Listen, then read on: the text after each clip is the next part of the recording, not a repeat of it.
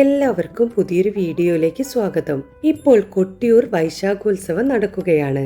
അവിടുത്തെ വിശേഷ ദിവസങ്ങളുടെ വിവരങ്ങളാണ് ഈ കൊടുത്തിരിക്കുന്നത്. 2026 മെയ് 30 മുതൽ ജൂൺ 20 ഉച്ച ശീവേലി വരെയാണ് സ്ത്രീകൾക്ക് അവിടെ പ്രവേശനമുള്ളത്. നെയ്യാട്ടത്തിൽ തുടങ്ങി തൃക്കലശാട്ടിൽ ആണ് ഉത്സവം അവസാനിക്കുന്നത്.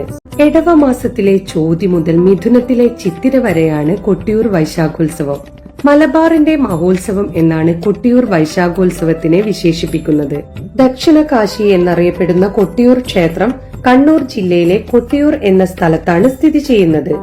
28 ദിവസം നീണ്ടു നിൽക്കുന്ന കൊട്ടിയൂർ വൈശാഖോത്സവം വെറും ഒരു ക്ഷേത്രാഘോഷം മാത്രമല്ല, പ്രകൃതിയോട് ചേർന്നുള്ള ആരാധന കൂടിയാണ്. ആചാരങ്ങളും അനുഷ്ഠാനങ്ങളും ഒന്നും ഇവിടെ കേരളത്തിലെ മറ്റു ക്ഷേത്രങ്ങളിലെ പോലെയല്ല. അക്കരെ കൊട്ടിയൂർ, ഇക്കരെ കൊട്ടിയൂർ എന്നീ ക്ഷേത്രങ്ങൾ ബാവലിപ്പുഴയുടെ 2 കരകളിലായാണ് ഉള്ളത്. കണ്ണൂരിന്റെ കിഴക്കൻ മേഖലയിൽ ഉള്ള ചെറു കുന്നുകൾക്കിടയിലാണ് ഈ ഒരു പ്രദേശം ഉള്ളത്. ഉത്സവത്തിന് വേദിയൊരുങ്ങുന്നത് അക്കരെ കൊട്ടിയൂർ ക്ഷേത്രമാണ്. പുഴയുടെ തെക്ക് ഭാഗത്തുള്ള ഇക്കരെ കൊട്ടിയൂർ സ്ഥിരം ക്ഷേത്രമുണ്ട്. വടക്ക് ഭാഗത്തുള്ള അക്കരെ കൊട്ടിയൂർ വൈശാഖോത്സവത്തിന് മാത്രമായി ക്ഷേത്രം കെട്ടിയുണ്ടാക്കും. ഉത്സവകാലത്ത് ഇക്കരെ കൊട്ടിയൂർ പൂജകൾ ഉണ്ടാവില്ല. സാധാരണ ക്ഷേത്രങ്ങളിൽ കാണുന്ന ഒരു വാസ്തുനിർമ്മിതിയും അക്കരെ കൊട്ടിയൂരിലില്ല. മണിത്തറയും വെള്ളത്തിലും കരയിലുമായി കെട്ടിയുണ്ടാക്കിയ പർണശാലകളും കുടിലുകളും ചേർന്നതാണ് താൽക്കാലിക ക്ഷേത്രം. ബാവലിപ്പുഴയിലെ കല്ലുകളും മണ്ണും കൊണ്ടും ആണ് മണിത്തറ ഉണ്ടാക്കുന്നത്. വയനാട്ടിലെ മുതിരേരിക്കാവിൽ നിന്നും ആഘോഷമായി പള്ളിവാൾ എഴുന്നള്ളിച്ചു കൊണ്ടുവന്ന് അവിടെ സ്ഥാപിച്ച് പൂജയുമുണ്ട്. ഉത്സവശേഷം ക്ഷേത്രം അടയ്ക്കുമ്പോൾ മുതിരേരിക്കാവിലേക്ക് വാള് തിരിച്ചു കൊണ്ടുപോകും. ഒരുപാട് ജാതിക്കാർക്ക് ആചാരപരമായി ചടങ്ങുകളുള്ള ഉത്സവമാണിത്. വനവാസികൾ തൊട്ട് നമ്പൂതിരിമാർ വരെയുള്ള അവകാശികൾ ഇവിടെ എത്തും. കൊട്ടിയൂർ അമ്പലത്തിൽ വെള്ളത്തിലൂടെയാണ് പ്രദക്ഷിണം. നമ്പൂതിരി സ്ത്രീകൾ, രാജകുമാരന്മാർ എന്നിവർക്ക് അവിടെ പ്രവേശനമില്ല. ഇനി കൊട്ടിയൂർ ക്ഷേത്രത്തിലെ ഐതിഹ്യം പറയാം. ദക്ഷയാഗവുമായി ബന്ധപ്പെട്ടതാണ് കൊട്ടിയൂർ ക്ഷേത്രത്തിലെ ഐതിഹ്യം. ശ്രീമദ് ഭാഗവതം സ്കന്ധം 4 അധ്യായം 5 ദക്ഷയാഗ കഥ പറയുന്നത്.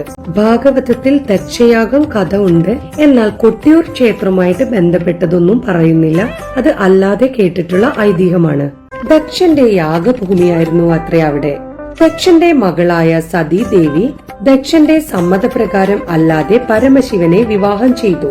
അവരെ അപമാനിക്കുക എന്ന ഉദ്ദേശത്തോടെ ദക്ഷൻ ഒരു യാഗം നടത്തി. സതീദേവിയെയും പരമശിവനെയും ഒഴികെ എല്ലാവരെയും യാഗത്തിന് വിളിച്ചു. പരമശിവന്റെ വാക്കുകളെ അവഗണിച്ച് സതീദേവി യാഗത്തിന് പോയി. യാഗഭൂമിയിൽ വെച്ച് പരമശിവനെ ദക്ഷൻ അപമാനിച്ചു. ഇത് സഹിക്കാൻ കഴിയാതെ ദേവി യാഗാഗ്നിയിൽ ജീവനൊടുക്കി. ഇതറിഞ്ഞ് കൈലാസത്തിൽ ഇരുന്ന പരമശിവൻ കോപിഷ്ഠനായി. ക്രുദ്ധനായി ഘോര ശബ്ദം മുഴക്കിക്കൊണ്ട് ജട അഴിച്ച് നിലത്തടിച്ച് ചുണ്ട് കടിച്ചമർത്തി ഭീകര സ്വരൂപനായി കൈലാസവാസികളെ ഭയപ്പെടുത്തി. ഇടിമിന്നൽ പോലെ അഗ്നിജ്വാലകൾ ഭൂമിയിൽ പതിച്ചു. കാർമേഘം പോലെ കറുത്തതും ശരീരം മാനം മുട്ടേ നിൽക്കുന്നതുമായ ഒരതികായൻ ജടയിൽ നിന്നു പുറത്തു വന്നു. 1000 കൈകളും ഘോരദംഷ്ട്രങ്ങളും തലയോട്ടിമാലയും കൈകളിൽ പലതരം ആയുധങ്ങളും ധരിച്ചിരിക്കുന്നു. 3 സൂര്യന്മാരെ പോലെ കണ്ണുകൾ ജ്വലിക്കുന്നു. അഗ്നിസ്ഫുലിംഗങ്ങൾ പോലെ ശോഭിക്കുന്ന ചെമ്പിച്ച മുടി. പരമശിവന്റെ തന്നെ അംശമായ മഹാദേവന്റെ ഭടന്മാരിൽ നായകനായ വീരഭദ്രനായിരുന്നു അത്.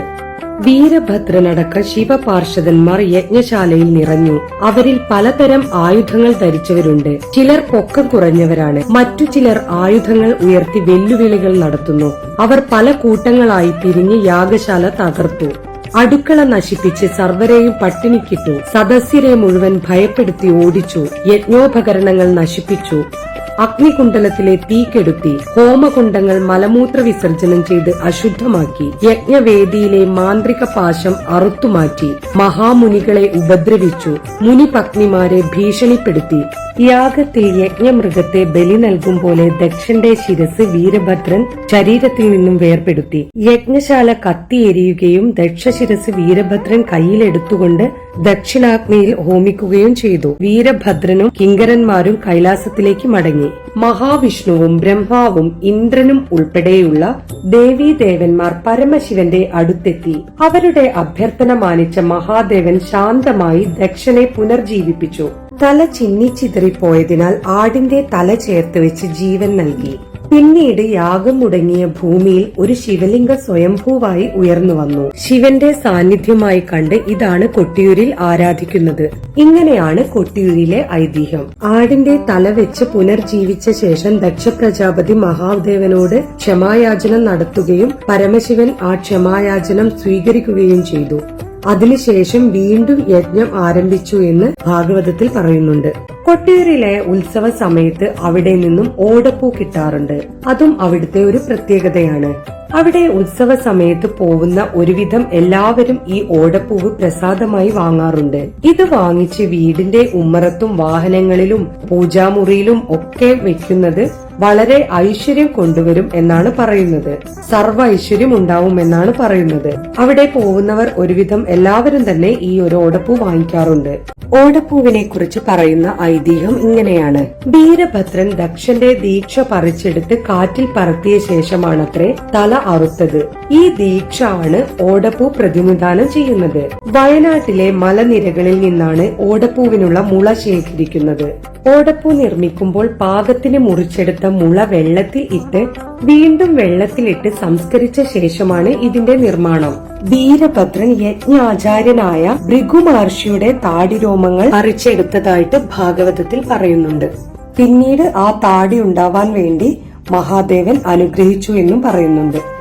കൊട്ടിയൂരിലെ വേറൊരു പ്രത്യേകതയാണ് ഗോവിന്ദ ഹരിഗോവിന്ദ എന്ന് ഉരുവിടുന്നത്. ശിവക്ഷേത്രങ്ങളിൽ ശിവപഞ്ചാക്ഷരിയായ ഓം നമ ശിവായ മന്ത്രമാണല്ലോ ഉരുവിടുക. സ്വയംഭൂ ക്ഷേത്രമായ അക്കരെ കാനന ക്ഷേത്രത്തിൽ മുതിരേരി വാൾവരവ്, ഭണ്ഡാരം വരവ്, നെയ് വരവ്, ഇളനീർ വരവ്, കലം വരവ്, ഇളനീരാട്ടം, നെയ്യാട്ടം തുടങ്ങിയ ചടങ്ങുകളെല്ലാം നടക്കുമ്പോൾ ഗോവിന്ദ ഹരിഗോവിന്ദ എന്ന് ഉരുവിടുന്നതിന്റെ കാരണം ഇതാണ്. സതീദേവിയുടെ ആത്മാഹൂതിക്ക് ശേഷം മഹാദേവന്റെ കോപം ശമിപ്പിക്കാൻ ദേവഗണങ്ങൾ ആശ്രയിച്ചത് മഹാവിഷ്ണുവിനെയാണല്ലോ. മഹാവിഷ്ണു ആലിംഗനം ചെയ്തതോടുകൂടെയാണ് പരമശിവന്റെ കോപം അടങ്ങിയതെന്നാണ് ഐതിഹ്യം. അതുകൊണ്ടാണ് ഗോവിന്ദ ഹരിഗോവിന്ദ എന്ന് ഉരുവിടുന്നത്. അതിന്റെ പ്രതീകാത്മകമായിട്ടാണ് ആലിംഗന പുഷ്പാഞ്ജലി നടത്തുന്നത് എന്നും പറയുന്നുണ്ട്. പണ്ട് ഘോരവനമായിരുന്ന കൊട്ടിയൂർ എത്തുമ്പോൾ വന്യമൃഗങ്ങളിൽ നിന്നും രക്ഷ നേടാനായി ഗോവിന്ദ ഹരിഗോവിന്ദ എന്ന് ഉരുവിട്ടുകൊണ്ടാണത്രേ ഭക്തജനങ്ങളെല്ലാം പോയിരുന്നത്. എല്ലാവർക്കും എല്ലാവിധ അനുഗ്രഹങ്ങളും ഉണ്ടാവട്ടെ. ഇനി നമുക്ക് അടുത്തൊരു വീഡിയോയിൽ കാണാം.